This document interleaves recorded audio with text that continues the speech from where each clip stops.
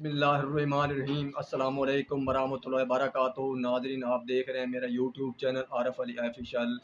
میں ہوں آپ کا میزبان حکیم عارف علی۔ ناظرین، میں آج آپ کو ایک ایسا نسخہ بتانے جا رہا ہوں جو مادہ منویوں کو گاڑھا کرتا ہے، امساک پیدا کرتا ہے، خواہش جامہ کو بڑھاتا ہے، مادہ منویوں کو شہد کی طرح گاڑھا کرتا ہے، پٹھوں کو طاقت دیتا ہے، انتشار کو بڑھاتا ہے اور ٹائمنگ کو بھی بڑھاتا ہے۔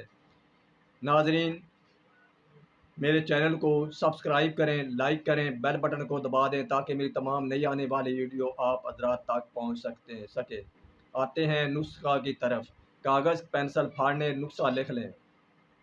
کمر کس آپ نے لینی ہے 30 گرام، سنگاڑا خشک لینا ہے آپ نے 20 گرام، پھول مکھانا آپ نے لینا ہے 20 گرام، موسلی سیاہ آپ نے لینی ہے 10 گرام، موسلی سفید آپ نے لینی ہے 10 گرام، شکاکل مصری لینی ہے 10 گرام، سالم مصری 10 گرام، تخم ٹنگن 5 گرام، بیج بند 5 گرام، تالم خانہ 5 گرام۔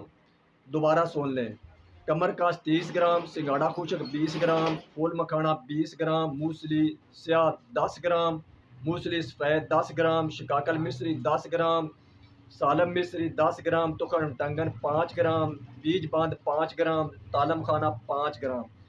ان تمام چیزوں کو لے کر صاف ستھرا کر کے گرینڈر یا کوٹ کر گرینڈر میں یا کسی اور چٹو میں کوٹ کر اسے باریک پاؤڈر کی طرح کر لیں۔ پاؤڈر کرنے کے بعد جار میں محفوظ کر لیں۔ خوراک: 1/2 تولہ صبح شام کھانا کھانے کے بعد گرم دودھ سے لیں۔